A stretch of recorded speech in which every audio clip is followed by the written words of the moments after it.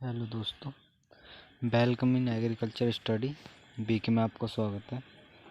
आज हम इस वीडियो में बात करेंगे अरहर की खेती कि अरहर की खेती के लिए क्या महत्व होती है और जलवायु की क्या आवश्यकता होती है और भूमि कैसी चाहिए इसके लिए और उन्नतशील प्रजातियाँ और बीज की मात्रा, और इसमें बात करेंगे कि इसके रोग नियंत्रण क्या होते हैं और कीट नियंत्रण और इसकी उपज कितनी प्राप्त होती है प्रति हेक्टेयर में। तो आज हम इस वीडियो में यही बात करेंगे।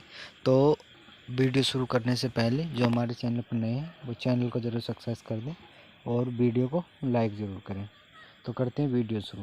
तो अरहर की खेती, तो अरहर की खेती का वनस्पतिक नाम होता है केजान्स कजान्स। तो वनस्पति नाम क्या होता है? केजान्स कजान्स। और कुल क्या होता है? फेवरेसी। जिसे इसका कुल ओल्डर जो कुल होता है उस इसका लेगुमिनेसी भी होता है। तो इसका कुल कभी कभी पूछ जाता है कि अरहर का कुल क्या होता है? लेगुमिनेसी या फेवरेसी होता है। तो बात करते हैं इसमें इसके महत्व की कि इसका महत्व क्या है। तो इसका महत्व है, अरहर का भोजन में प्रोटीन का बहुत महत्व है। अरहर की जो दाल होती है उसका भोजन के रूप में प्रोटीन के रूप में बहुत महत्व है। और इसकी दालों में प्रोटीन की मात्रा जो पाई जाती है सर्वाधिक पाई जाती है। और कम खाद एवं पानी की आवश्यकता होती है। तो अरहर के लिए कम पानी और कम खाद की आवश्यकता होती है। और इनका प्रयोग दालों के रूप में किया जाता है और बाज़ारों में इनका मूल्य अधिक होता है और आय में वृद्धि होती है। तो इनका बाज़ारों में भी मूल्य अधिक होता है और इनकी आय भी अधिक होती है। तो ये इसका महत्व है। अब बात करते हैं इसका क्षेत्रफल एवं उत्पादन कि इसका क्षेत्रफल क्या है और उत्पादन। तो क्षेत्रफल जो है, विश्व में अरहर की खेती करने वाले मुख्य देश हैं जैसे कि Bharat, Africa, Sri Lanka, Malaysia, Australia आदि देश हैं जिनमें अरहर की खेती की जाती है। और भारत में कौन कौन से हैं? मतलब भारत में जो अरहर की खेती की जाती है वो 3.6 मिलियन हेक्टेयर भूमि पर की जाती है। तो भारत में कितनी भूमि पर अरहर की खेती की जाती है? 3.6 मिलियन हेक्टेयर भूमि पर खेती की जाती है। अब बात करते हैं उत्तर प्रदेश में। तो उत्तर प्रदेश में जो की जाती है 5,14,000 प्रति हेक्टेयर पर अरहर की खेती की जाती है। और अरहर की खेती के साथ साथ जो उत्तर प्रदेश में अरहर की खेती जो की जाती है वो प्रमुख राज्य हैं, झांसी है, लखनऊ है और इलाहाबाद है और आदि प्रदेश जिनमें अरहर की खेती की जाती है। और इसका अरहर का जो जन्म स्थान होता है, अरहर का जन्म स्थान है अफ्रीका। तो कभी कभी शॉर्ट क्वेश्चन पूछ लिया जाता है कि अरहर का जन्म स्थान क्या है। तो अरहर का जन्म स्थान है अफ्रीका।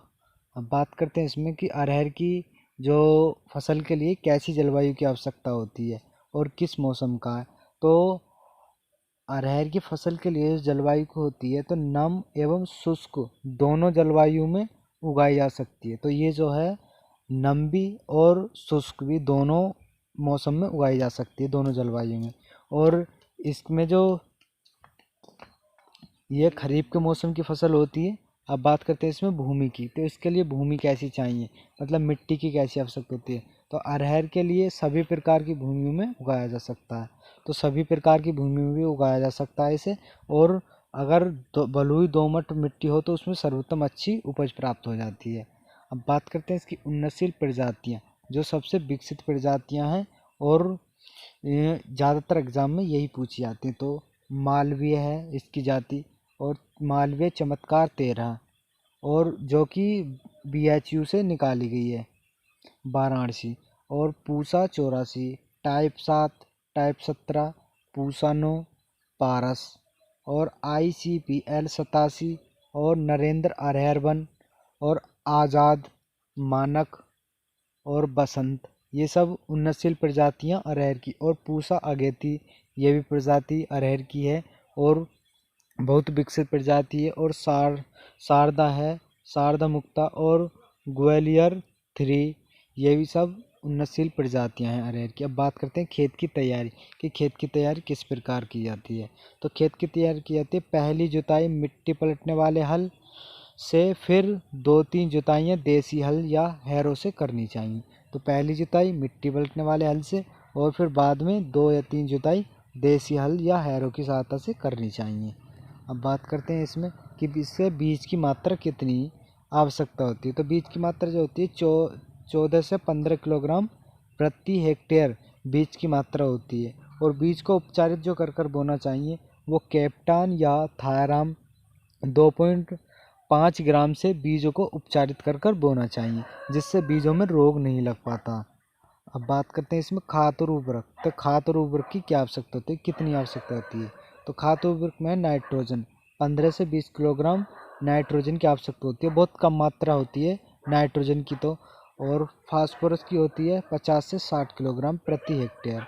और पोटास की होती है 40 किलोग्राम प्रति हेक्टेयर। खाद एवं उर्वरक की मात्रा देनी चाहिए फसल के लिए, तो अच्छी फसल ग्रोथ करती है। अब बात करते हैं सिंचाई की कि इसमें सिंचाई की क्या आवश्यकता होती है। तो इसमें सिंचाई की आवश्यकता होती है कि अरहर की फसल के लिए जो सिंचाई की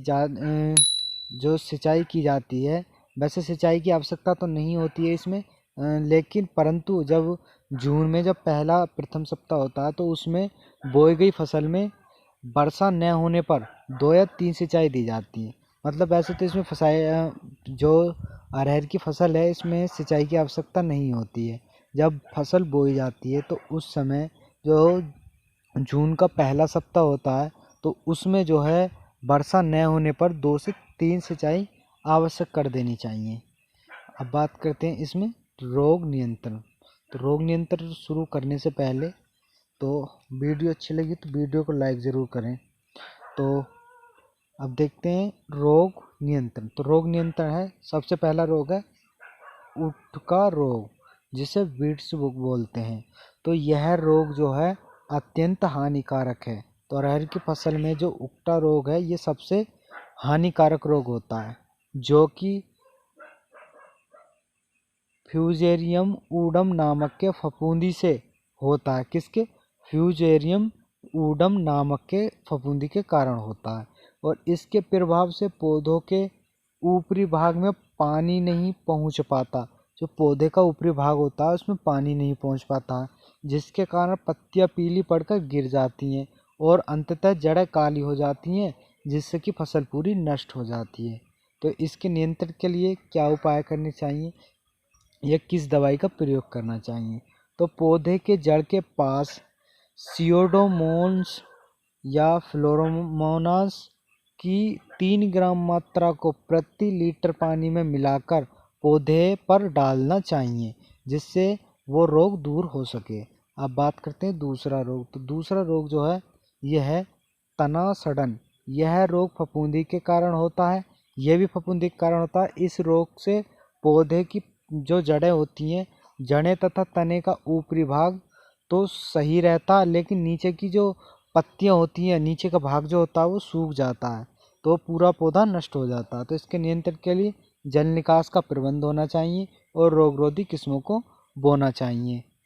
अब बात करते हैं इसमें कैंकर रोग। ये कैंकर रोग भी बहुत महत्वपूर्ण है, ये नींबू में भी लगता है। तो कैंकर रोग, ये रोग भी फफूंदी के कारण होता है, लेकिन जो अरहर में रोग लगते हैं ज़्यादातर वो फफूंदी के कारण ही लगते हैं।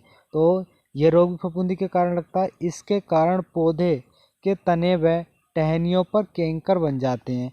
इसके जो पौधे होते हैं, पौधे टहनियों पर कैंकर जैसे बन जाते हैं और कैंकर के स्थान पर पौधा जो टूट जाता है, वहाँ से टूटकर पौधा अलग हो जाता है, जिससे पौधा पूरा सूख जाता है।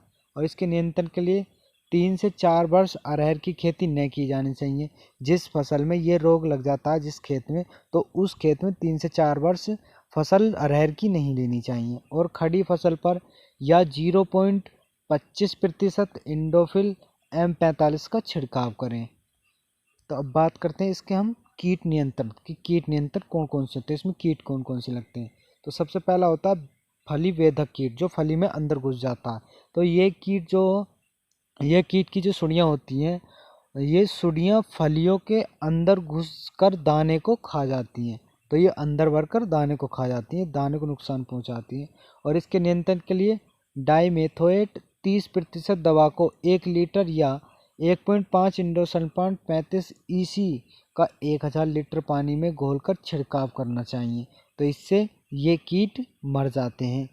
और बात करते हैं दूसरा जो है यह पत्ती लपेटा कीट, जो पत्ती लपेट कर जो पत्तियों को खा जाता है, तो वो कीट है। ये कीट जो है सितंबर और अक्टूबर के माह में अधिक लगता है और फसल की चोटी के चोटी होती है फसल की, तो उनकी पत्तियों को लपेट कर उसमें गुच्छा सा गुच्छा बनाकर और उनमें ही अंदर बैठकर उन पत्तियों को खा जाती हैं। ये पत्ती लपेटा कीट होते हैं और इनके नियंत्रण के लिए 1.5 लीटर इंडोसल्फान 35 EC अथवा साइप्रोमेथ्रिन को 1000 लीटर पानी में घोलकर छिड़काव करें, जिससे इनका निवारण या नियंत्रण किया जा सकता है। तो अब बात करते हैं हम इसकी उपज कि इसमें उपज कितनी प्राप्त होती है। तो उपज जो होती है 16 से 20 क्विंटल प्रति हेक्टेयर दाना प्राप्त हो जाता है। तो कितना दाना प्राप्त होता है? 16 से 20 क्विंटल प्रति हेक्टेयर। और इसमें 50 से 60 क्विंटल प्रति हेक्टेयर लकड़ी प्राप्त हो जाती है। क्या लकड़ी प्राप्त होती है? 50 से 60 क्विंटल। तो जो लकड़ी ईंधन के रूप में प्रयोग की जाती है। तो आपको वीडियो अच्छी लगी हो तो वीडियो को ज़रूर लाइक करें। और ये वीडियो कक्षा 11 की 8वीं वीडियो है अरहर की खेती। तो फिर मिलते हैं अगली नेक्स्ट वीडियो में। जब तक के लिए बाय।